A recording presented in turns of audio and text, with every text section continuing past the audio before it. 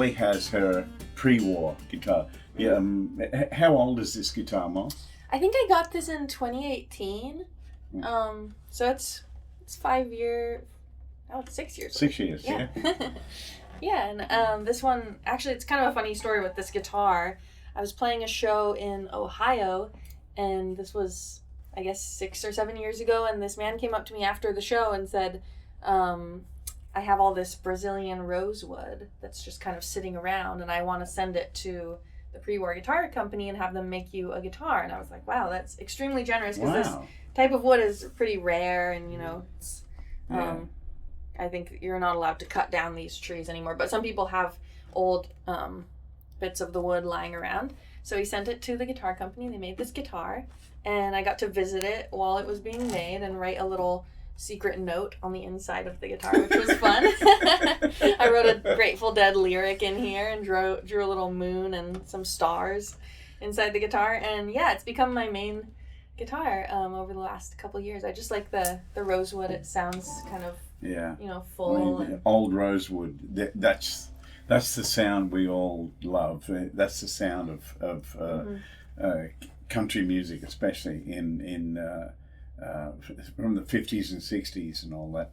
My pre-war, I have a 0028 made by the same guys, and the wood in my guitar is from the early 40s, the back and sides. Wow, cool. You know, this guitar is. I normally use this Maton with baritone strings on it, but I took them off and put just normal strings on it, and because the guitar just speaks, you know. It was made for me about 2008, so it's got a few years on it. But I've only ever used it as a low tuning guitar, so when I put normal 12 to 54s on it and tuned it up, it just went bang, you know, just opened up, you know. So I played it, and so for this tour with Molly, I decided I need to do something different. So I didn't bring my 808, my normal signature model smaller guitar. I decided to bring this instead, and it's a Queensland maple back and sides, which sounds very much like a mahogany. The rosewood has a pointier sound, you know, it like really punches out. The mahogany kind of has that more open thing. I'm curious about these scrapes. Oh, well, the scrapes here, well, that's in when I play the 9-pound hammer, I go into it. Oh, yeah.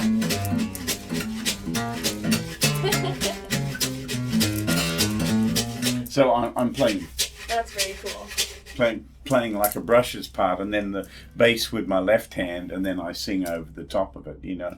And it's really just in the name of entertainment. It's all about doing something to surprise the audience. Yeah, totally. That's what it's all about. And I've seen you play the drums too. You're a great percussionist. Oh yeah, well, I have a brush that's kind of plastic, has a wooden handle with a little piece of rubber there, and I can kind of bang on the side of it here and do all this stuff, and then bang the mic with it, and, you know, all that stuff. That's but awesome. It's the same thing, it's all in the name of entertainment.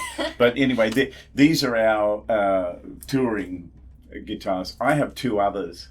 I always carry multiple guitars because when I don't want to be tuning too much on stage, you know.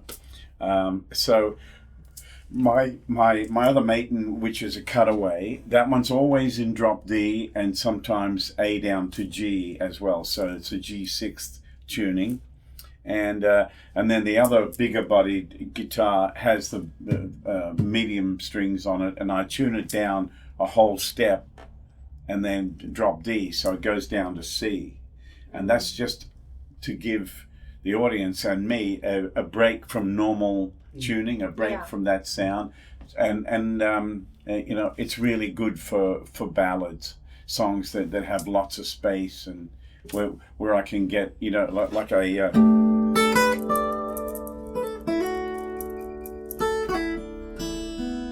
know, where I can get space and sustain and stuff like that. The low strings, the low tuning is really beautiful, you know. Yeah. Do you have any maintenance problems with guitars on tour? You know, different humidity levels and things like that? Yeah, I mean, I think like this guitar is pretty stable. I have some guitars that I, play more when I'm home just because the action does go up and down more often. You're really good at like adjusting it on the fly. Oh, well, yeah. Well, I'm always scared to like mess. no, with you my can do action. what you like with it. You can take the neck up and down, whatever. I carry tools with me, and I make the action how I like it. And of course, we arrived into England, and it's pretty cold. So, the strings are sitting on the frets. Yeah. So you got to let the neck off a little bit and all that. My guitars have the Maton pickups in them, and it has batteries that go in the top and all that. And of course, you plug it in and out here. So how I kind of maintain all my instruments is about once a year, I'll take this and throw it away and put a brand new one in. Right? I'll just unscrew it, take it out, and put a new one in, plug it in, and away I go. Now, because I'm in and out of the tuner, I'm in and out of the rig on stage, so that's the first thing that's going to wear out. Right. Changing the batteries, and every now and again I'll do like a tweak where I'll just tighten everything and make sure that it's all solid. You just got to take care of it. And the same thing with the amps.